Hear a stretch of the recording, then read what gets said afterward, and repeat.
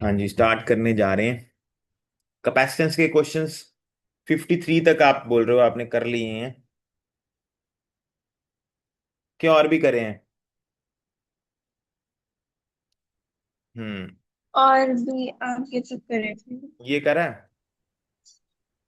आज डेट है हमारी। यही डाउट था। वो पीछे उसने लगा दिए थे। ठीक है ठीक है, मैं कैपेसिटेंस। करता हूँ एक मिनट। 3 तारीख 3 मई 2026। ओके। चलो सिया, अच्छा मुझे ये बता सिया, अगर बेटा हम इन्फिनिटी में 2 जोड़ दें तो क्या आंसर आएगा?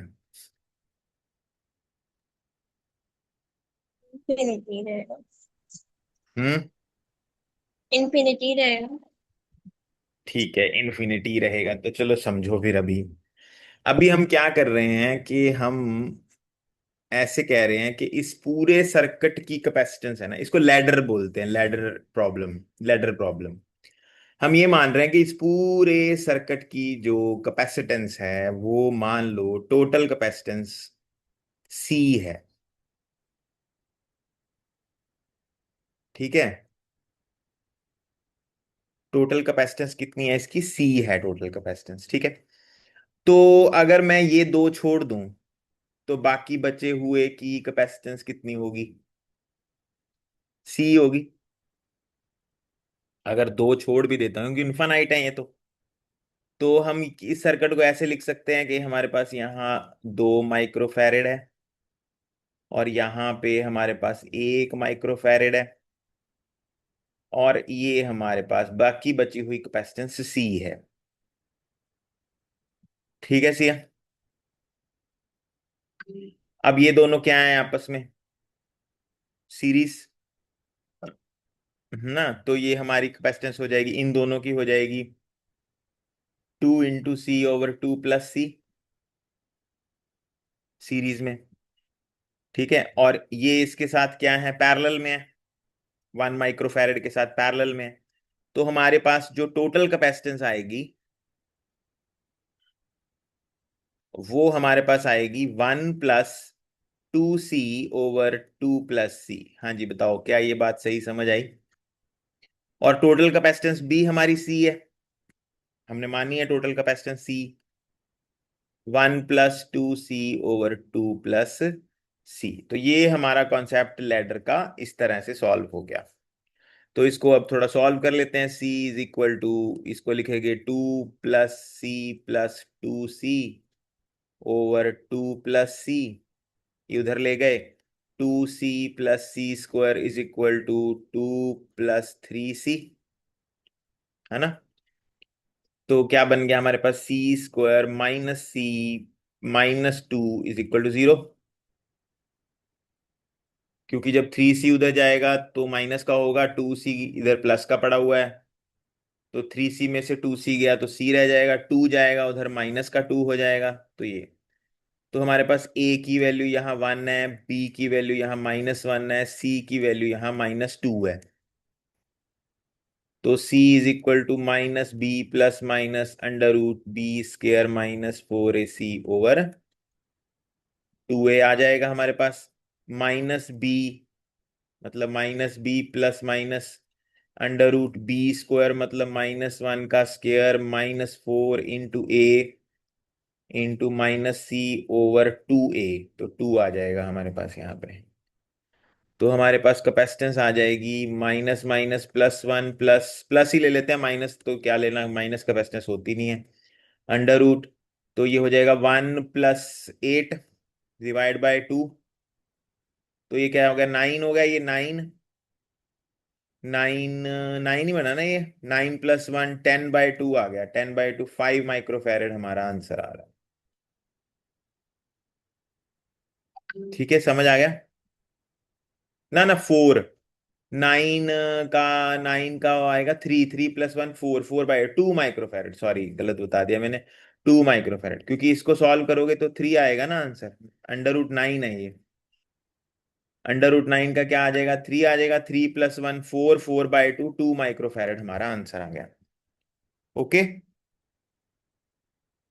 पता लग गया बेटा? हाँ जी। ओके, चलो आगे चलते हैं।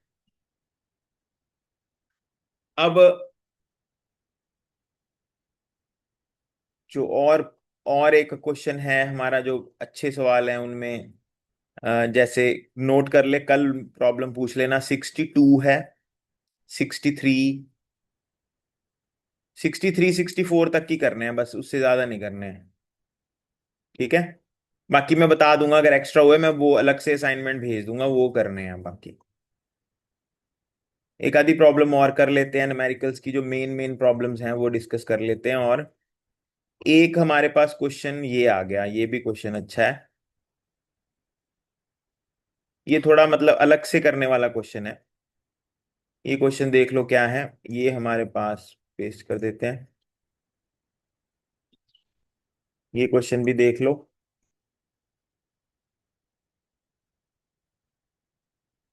ये क्वेश्चन क्या है कि हमारे पास इस तरह से हमारे पास ये एक सर्किट दिया हुआ है।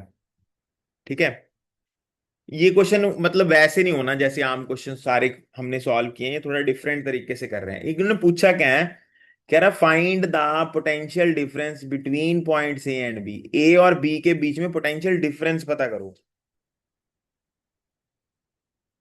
ठीक है, तो अब इसको करना कैसे है, ध्यान देना, थोड़ा डिफरेंट तरीके से करना है। यहाँ 12 वोल्ट दिया हुआ है ना,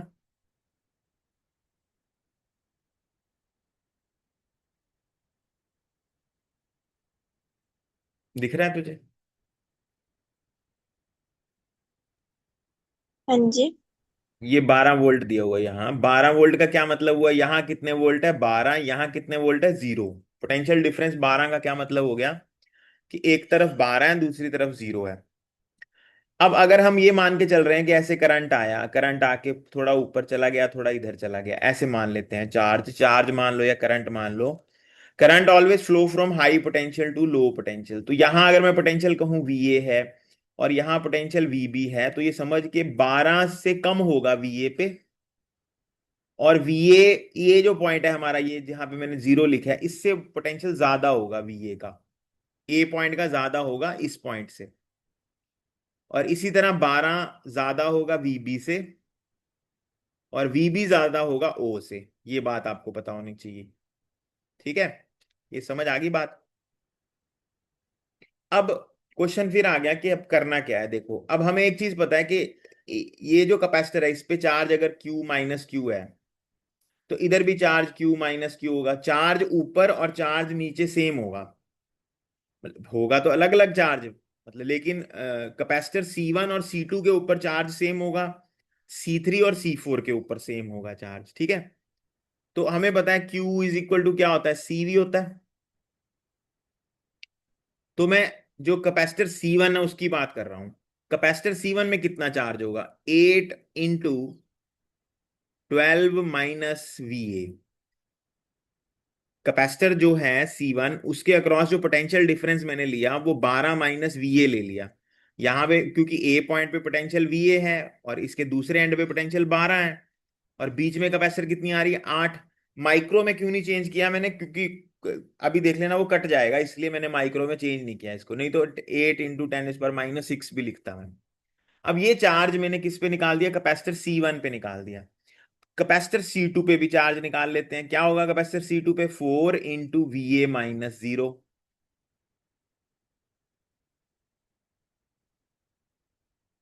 समझ आई बात ये? दोनों में चार्ज सेम है इसलिए इसको इक्वेट कर दिया। ठीक है, ये 4 से इसको काट देते हैं 2, तो 12 × 2 = 24 -2VA = VA। तो ये VA उधर लेके जाएंगे तो 3VA हो जाएगा, 24 = 3VA। तो VA की वैल्यू आ जाएगी 24 ÷ 3, कितने वोल्ट, 8 वोल्ट आ गई। हाँ जी, समझ आई ये बात? अब इसी तरह से नीचे वाले पे भी निकाल लेंगे। नीचे के लिए क्या लिखेंगे, 12 - VB = 3 VB - 0 × 6। तो ये काट दिया हमने इसको 2 से, तो 12 - VB = 2VB। 3 VB is equal to 12, तो VB की वैल्यू हमारे पास 4 वोल्ट आ गई। हाँ जी, समझ आई बात। अब VA माइनस VB निकालना था, तो VA की वैल्यू 8 है, VB की VA माइनस VB की रेशियो निकालनी थी, वो कितनी, सॉरी डिफरेंस निकालना था, VA 4 वोल्ट हमारे पास आंसर आ गया। हाँ जी बताओ, समझ आया क्वेश्चन? तो ये थोड़ा ध्यान से, अच्छा क्वेश्चन है ये, ध्यान से करने वाला सवाल है, तो इसको थोड़ा अच्छे से करना। और जो मैंने 63 बोला है वो भी देख लेते हैं, वो भी अच्छा क्वेश्चन है। वो ये है क्वेश्चन, इसके जैसा एक और भी है क्वेश्चन हमारे पास। पहले क्वेश्चन लाता हूं मैं, 1 मिनट, डायग्राम ले आते हैं पहले। अच्छा, इसमें बता मेरे को कौन कौन सीरीज में है, कौन कौन पैरेलल में है, ये भी मुझे बताना। और भी हैं क्वेश्चन जो करने वाले हैं, कुछ तो तूने निकाल लिए हैं वैसे।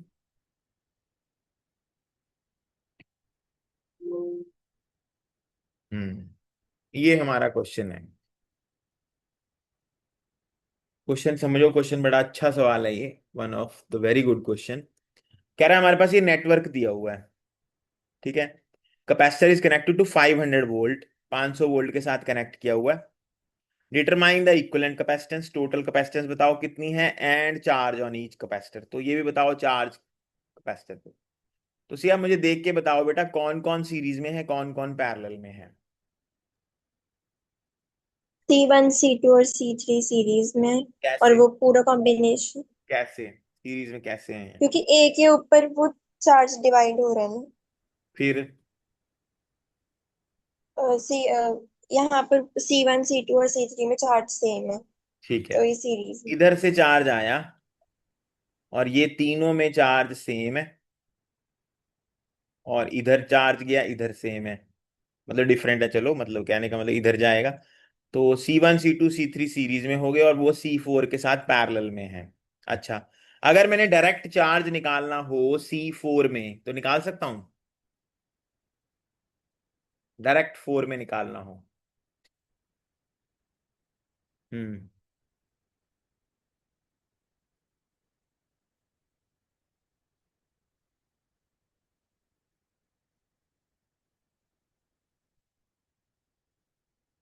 ये सर्किट बनाना इक्विवेलेंट इसका, ये C1 है, ये C2 है, ये C3 है, ये C4 है, और यहाँ पे कितने वोल्ट लगाया हुआ है, 500 वोल्ट।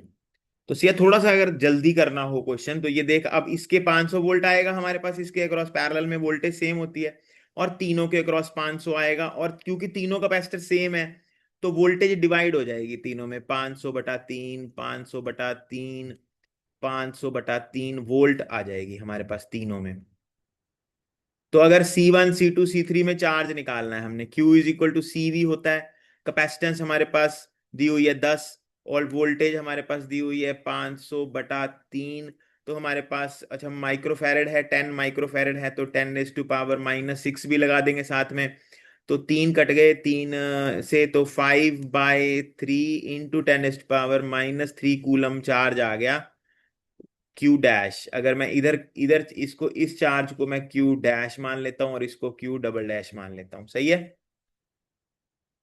तीनों में चार्ज सेम होगा। और नीचे वाले में अगर C4 पे कैपेसिटेंस निकालनी है, सॉरी चार्ज निकालना है, ये कहाँ कहाँ चार्ज निकालना है हमने, charge on C1 C2 C3 पे निकालना है।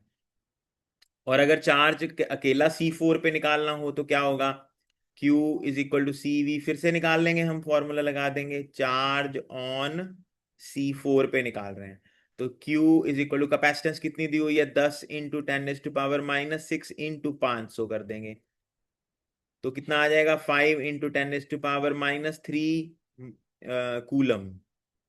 ये हमारे पास चार्ज आ गया, किस पे निकाल दिया आपने चार्ज, ये Q4 पे, इसको हमने Q डबल डैश मानना था।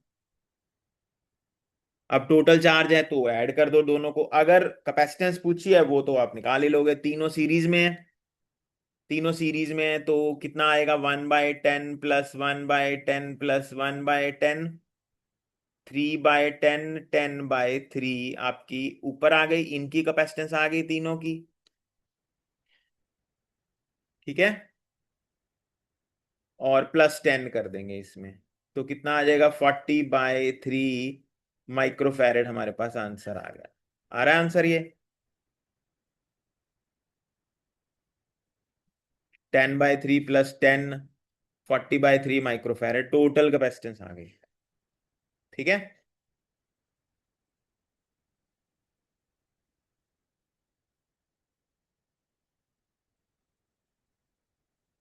ये पता लगे ना, 3/10 को फिर हमने चेंज कर लिया सी डैश निकालने के लिए, तो सी, ये 1/c डैश तो आ गया था, 1/c डैश तो निकल गया 3/10, तो सी डैश कितना आएगा, 10/3, और पैरेलल में 10 के साथ तो 10 है नॉर्मली ऐड कर दिया मैंने 40/3 में।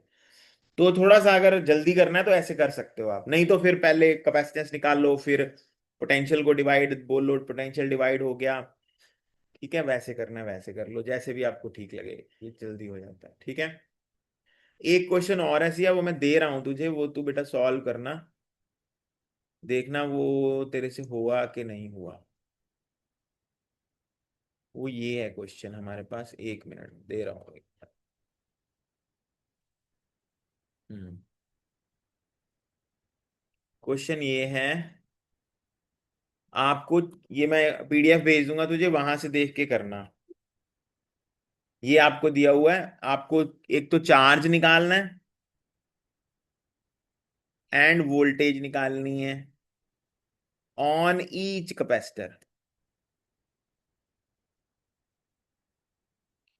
ठीक है, charge end voltage on each capacitor आपको निकालनी है, ये आज ट्राई करना है इसको। अब आगे चलते हैं हम, हमारा यहाँ पैरेलल सीरीज ऑलमोस्ट हमने काफी कर लिए हैं क्वेश्चंस।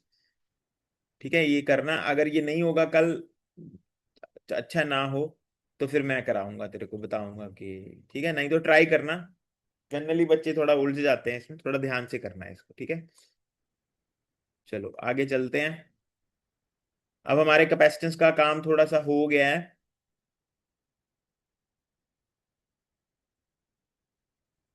हम्म।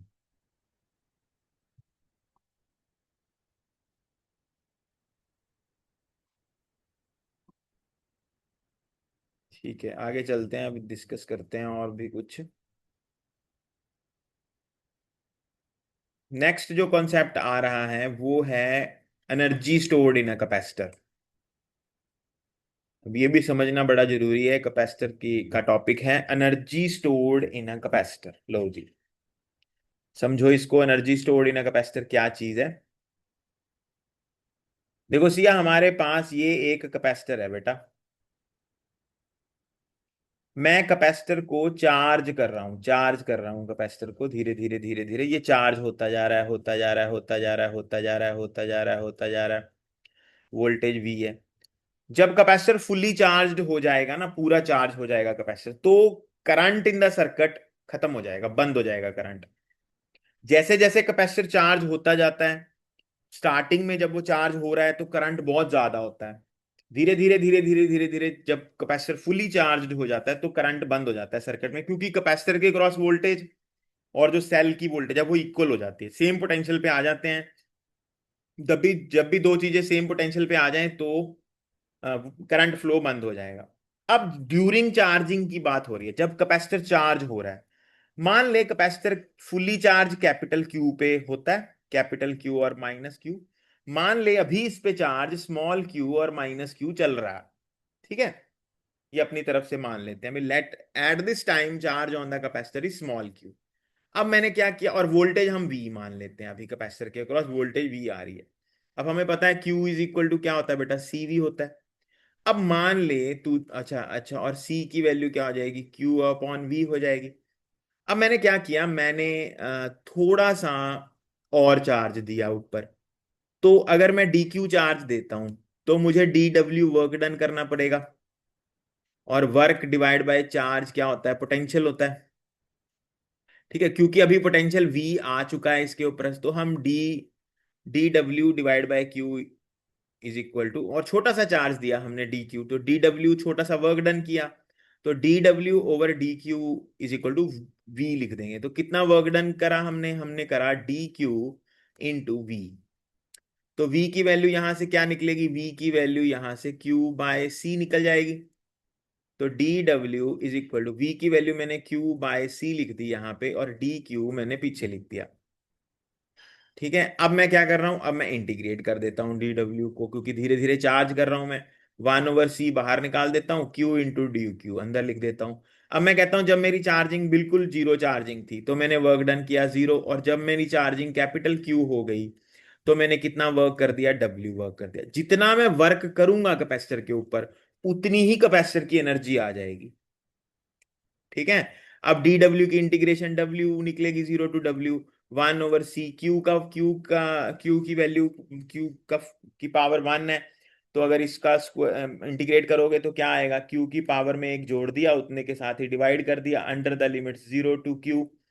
तो हमारे पास वर्क आ गया 1/2c। अब Q square minus zero square, upper limit minus lower limit करते हो तो क्या आएगा, Q square minus zero square. तो वर्क का फॉर्मूला आ गया Q²/2c। ठीक है, अब जितना भी आप वर्क करोगे वही कैपेसिटर की एनर्जी होगी। एनर्जी का फॉर्मूला आ गया 1/2c × Q²। ये पहला फॉर्मूला है एनर्जी का कैपेसिटर का। दूसरा फॉर्मूला क्या होगा, हमें पता है U is equal to 1/2c। Q की वैल्यू क्या होती है, CV होती है, तो C²V² लिख देंगे। Q is equal to CV होती है, तो एक C से C कट गया, तो हमारे पास 1/2CV²। ये कैपेसिटर की दूसरा फॉर्मूला आ गया, एनर्जी का एक और फॉर्मूला आ गया। उसके बाद हम इसको क्या लिख सकते हैं, U is equal to 1/2C × V लिख सकते हैं। CV क्या होता है, Q होता है, तो एनर्जी का फॉर्मूला 1/2Q × V आ गया। ठीक है, तो ये इस तरह से तीन चार फॉर्मूले, इसके तीन बन गए फॉर्मूले, 1 2 3। ठीक है, अब सिया देखो, ये हमारा कैपेसिटर था, इसको V वोल्टेज हमने दी, और इसमें एनर्जी कितनी आई, इसमें एनर्जी हाफ QV बोल सकते हो, हाफ CV² भी बोल सकते हो, या 1/2C × Q² भी बोल सकते हो। ठीक है, अब एक क्वेश्चन आता है पेपर में, छोटा सा क्वेश्चन है, होता नहीं है बच्चों से। क्वेश्चन क्या आता है कि एक कैपेसिटर था, उसको हमने फुली चार्ज कर दिया V वोल्टेज पे। ठीक है, V वोल्टेज हमने अप्लाई की, ये बताओ इसको इसको जब हमने चार्ज किया पूरा, तो कितनी एनर्जी लॉस हुई। What is the amount of energy lost in charging the capacitor. ठीक है, तो इसका फॉर्मूला क्या होगा, देखो पहले तो वर्क डन बाय बैटरी निकालते हैं, कितनी एनर्जी बैटरी ने दी। ठीक है, अब हमें पता है work work divide by charge is potential. तो work is equal to capital Q × V। This is work done by battery. Battery ने Q चार्ज दिया, बैटरी ने V वोल्टेज अप्लाई कर पहुंचा दी ऊपर, तो this is the energy given by battery, this is the initial energy given by battery. ठीक है जी, समझ आ गई बात। How much energy the capacitor has gained, capacitor gained energy, अरे यार,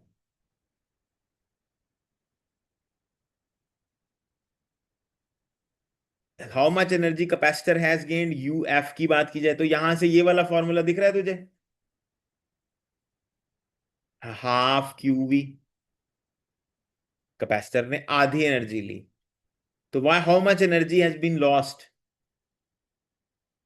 आधी अगर लॉस हो जाए तो कितनी एनर्जी लॉस हो गई, अगर कहना हो, अगर किसी है आधी लॉस हो गई तो कितना लॉस हो गया। हाफ। लॉस परसेंटेज में बताते हैं हमेशा, 50%। 50%। कैसे निकालेंगे, U initial minus U final over U initial into 100। U initial कितना था, QV। U फाइनल कितना था, QV/2। U इनिशियल कितना था, QV इंटू 100। तो QV कॉमन निकल के कट जाएगा, है ना, 1 - QV कॉमन निकाल दिया। ये थोड़ा सा ना गड़बड़ हो गई यहाँ पे लिखने में। ये आएगा क्यू वी डिवाइड बाय 2। नीचे क्यू वी आएगा। अब ऊपर जो सॉल्व करोगे तो कितना आएगा, क्यू वी में से क्यू वी बाय 2 गया, तो क्यू वी बाय 2 बचा, नीचे क्यू वी है, इन 200 है, तो ये कट गया इससे, ये इससे कट के 50 आ गया। तो 50% आपका लॉस हो गया और 50% गेन हो गया, ऐसे समझ सकते हो। ठीक है, आसान है ना क्वेश्चन, ये कितना आसान क्वेश्चन है, पर होता नहीं बच्चों से, दिमाग नहीं लगता इतना कि ये अगर तो करा हो फिर हो जाता है, नहीं तो नहीं होता क्वेश्चन। क्वेश्चन ये है, हाउ मच एनर्जी, वीडियो देख के बाद में लिख लेना, how much energy is lost और how much energy is gained by the capacitor from a battery, और how much energy is lost by a battery to charge a capacitor और fully charge a capacitor. ठीक है, तो ये question इस तरह से बनता है। आगे चलते हैं। अब यहाँ कहानी खत्म नहीं हुई है, यहां से फिर और कुछ करते हैं। ये दिख रही है एनर्जी का ऑफ द कैपेसिटर। अब ये हमारा कैपेसिटर था, देखो कैपेसिटर हमारा कैसा था, कैपेसिटर ऐसा था कि ये कैपेसिटर की जो प्लेट्स हैं, इनका एरिया ए है प्लेट्स का, और डिस्टेंस बिटवीन द प्लेट्स है हमारे पास डी, और इसकी एनर्जी कितनी आ गई, हाफ सी वी स्क्वायर। ठीक है, अब कैपेसिटर के अंदर ना वॉल्यूम होता है, मतलब कैपेसिटर की प्लेट्स के अंदर वॉल्यूम होता है, और एनर्जी हम टोटल कैपेसिटर की भी निकालते हैं और एनर्जी पर यूनिट वॉल्यूम भी निकालते हैं, मतलब एक छोटे से वॉल्यूम का कितनी एनर्जी देता है, वहां से पूरे कैपेसिटर की एनर्जी का पता लग जाएगा। एनीथिंग डिवाइड बाय वॉल्यूम को हम डेंसिटी से लिख देते हैं, जैसे mass upon volume mass density, energy upon volume energy density. तो अगर मैं एनर्जी को, ये हमारे पास जो एनर्जी है इसको वॉल्यूम से डिवाइड करूं तो एनर्जी डेंसिटी लिखी निकलेगी, जो स्मॉल यू होती है।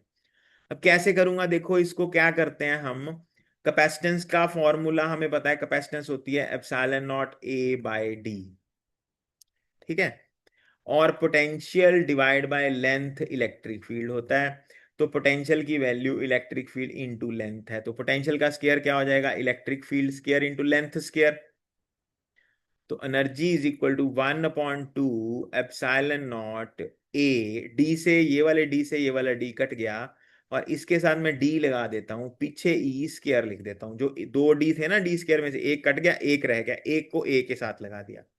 अब जो ए डी है मैं नीचे ले जाता हूं, U over A D is equal to half epsilon naught E square, और ये एनर्जी एरिया इंटू डिस्टेंस क्या हो गया, कैपेसिटर की ए प्लेट का एरिया इंटू डिस्टेंस वॉल्यूम हो गया, तो ये वॉल्यूम बन गया, तो इसको हम स्मॉल यू से लिखते हैं। Small you is called energy divided by volume. ठीक है, एनर्जी डिवाइडेड बाय वॉल्यूम, ये हमारा स्मॉल यू है, इसको हम एनर्जी डेंसिटी बोलते हैं।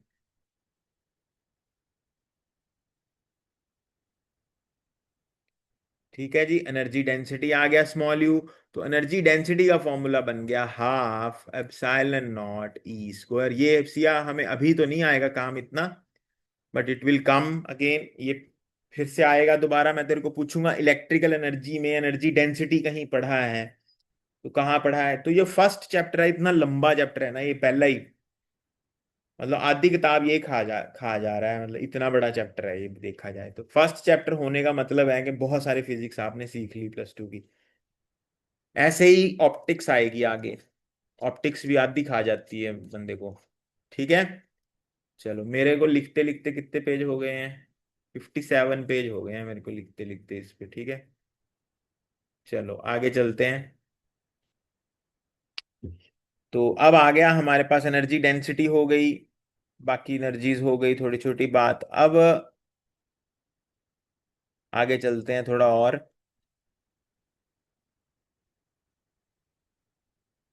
पहले रीडिस्ट्रीब्यूशन ऑफ एनर्जी भी होता था, अब नहीं है, अब रीडिस्ट्रीब्यूशन ऑफ एनर्जी आता नहीं है पेपर में। अब बड़ी जबरदस्त कॉन्सेप्ट आए हैं आगे, अब समझने वाले कॉन्सेप्ट हैं, ध्यान से सुनना। देख अब मैं तुझे पढ़ाने जा रहा हूं फिर से शुरू वाला concept, dielectric and its polarization. ठीक है, ये क्या कॉन्सेप्ट है, क्या होते हैं, ये सारी चीजें हम पढ़ते हैं, अब जस्ट वेट। मेरे को थोड़ी डायग्राम्स डाल दें दे बीच में ताकि मैं अच्छे से बता पाऊँ,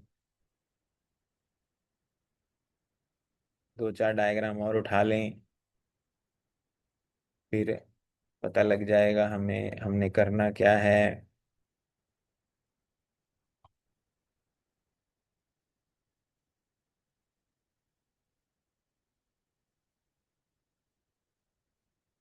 तुझे याद है मैंने तुझे पूछा था डाइलेक्ट्रिक के, डाइलेक्ट्रिक, जब डाइलेक्ट्रिक पढ़ाया था तो एक फॉर्म, एक कॉन्सेप्ट पूछा था डाइलेक्ट्रिक में। याद है कुछ, क्या पूछा था, बताया नहीं था मैंने? कहा था, अब तूने तो पूछा नहीं, मैं बताऊंगा नहीं। हैं? भूल गई? मेरी बातें भूलना ठीक नहीं है सेहत के लिए।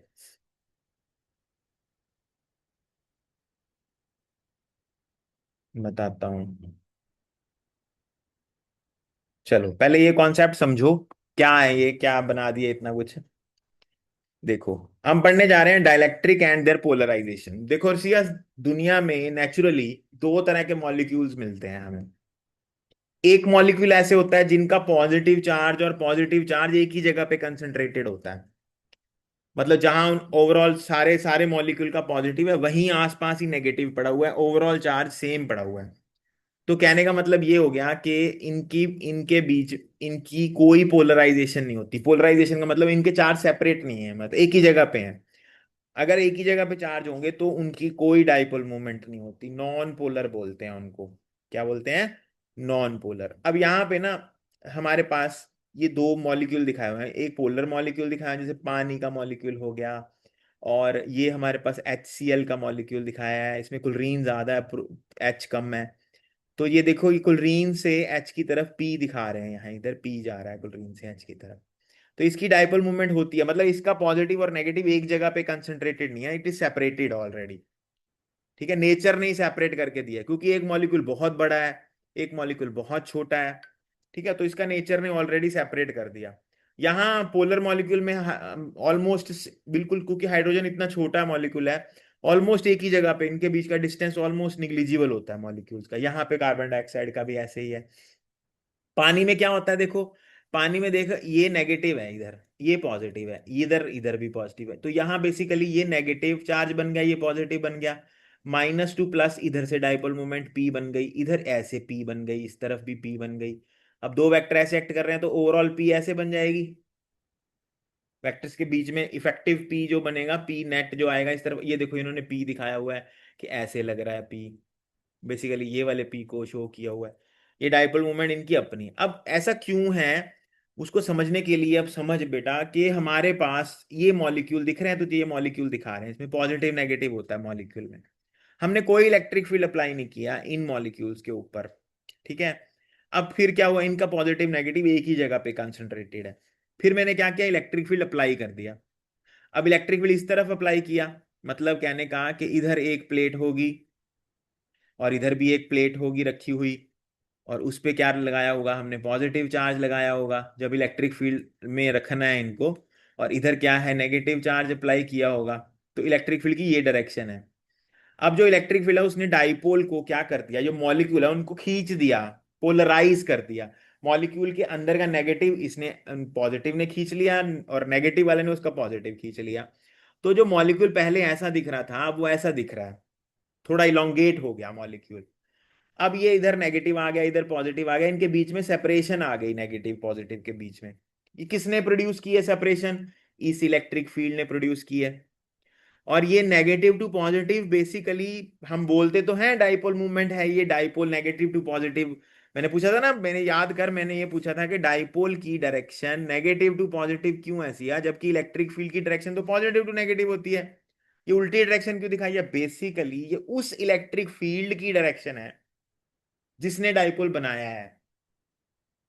जिसने डाइपोल बनाया, ये जो एरो हम पी का एरो बना रहे हैं, ये बेसिकली उस इलेक्ट्रिक फील्ड की डायरेक्शन है, ये पी, जिसने इस डाइपोल को जनरेट किया है, बनाया है। मॉलिक्यूल पहले तो ऐसे था बिल्कुल सर्कुलर, पर जैसे इलेक्ट्रिक फील्ड आपने लगाया, मॉलिक्यूल इलोंगेट हो गया, खिंच गया मॉलिक्यूल। ठीक है, तो ये ध्यान में रखना। अब होता कैसे है, आगे क्या होता है, ये तो चलो ऐसे दिखा दिया इन्होंने। जैसे जैसे ये हमने एक डाइलेक्ट्रिक स्लैब रख दी बीच में, इसमें बहुत सारे मॉलिक्यूल्स होंगे, बहुत सारे मॉलिक्यूल्स, और हमने बाहर से इलेक्ट्रिक फील्ड अप्लाई कर दिया, तो सारे मॉलिक्यूल देखे ऐसे अलाइन हो गए आपस में। ठीक है। अब क्या होता है कि देखो इधर वाले मॉलिक्यूल जो हैं उनका नेगेटिव, ध्यान रखिए नेगेटिव है इधर वाले मॉलिक्यूल्स का, और इधर वाले मॉलिक्यूल का पॉजिटिव है, इधर क्रिएट हो गया नेगेटिव के कारण।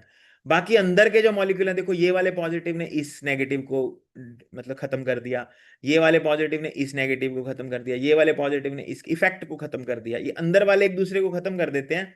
सिर्फ ओवरऑल इफेक्टिव इधर नेगेटिव चार्ज क्रिएट हो जाता है, और इधर negative charge create, positive charge create हो जाता है। तो आप ये कह सकते हो कि आपके पास यहाँ पे एक नेगेटिव क्रिएट हो गया काफी बड़ा, और यहाँ पे एक पॉजिटिव क्रिएट हो गया। करा किसने क्रिएट? इस इलेक्ट्रिक फील्ड ने क्रिएट किया, इस इलेक्ट्रिक फील्ड ने। ये कौन सा इलेक्ट्रिक फील्ड है? बाहर से अप्लाई किया हुआ है। तो आप देखिए पूरा डाइलेक्ट्रिक को आपने एक डाइपोल बना दिया, बन गया ना डाइपोल। अब इसको पढ़ना था हमने, इसकी एक्सियल लाइन पढ़ी, इसकी इक्वेटोरियल लाइन पढ़ी, क्योंकि वो डाइपोल को हम पढ़ते हैं ऐसे, इसलिए हम उसकी लाइनें बनाते हैं डाइपोल। और स्ट्रॉन्ग डाइपोल कौन सा था? आइडियल डाइपोल क्या बोलते थे? जिसके चार्जेस क्या हो बहुत ज्यादा बड़े बड़े, और डिस्टेंस क्या हो बहुत छोटा, उसको आइडियल बोलते हैं। तो वो मॉलिक्यूल्स के बीच में हमने देखा कि कौन से मॉलिक्यूल बड़े स्ट्रांग हैं, जिनको सेपरेट करना बहुत मुश्किल है। थोड़ा सा भी अगर आपने उनको सेपरेट कर दिया तो हमने बहुत अच्छा काम कर दिया, हाँ जी, सेपरेशन क्रिएट कर दी मॉलिक्यूल, वो आइडियल डाइपोल्स बोलने लग गए उनको। ठीक है, समझ आ गई बात?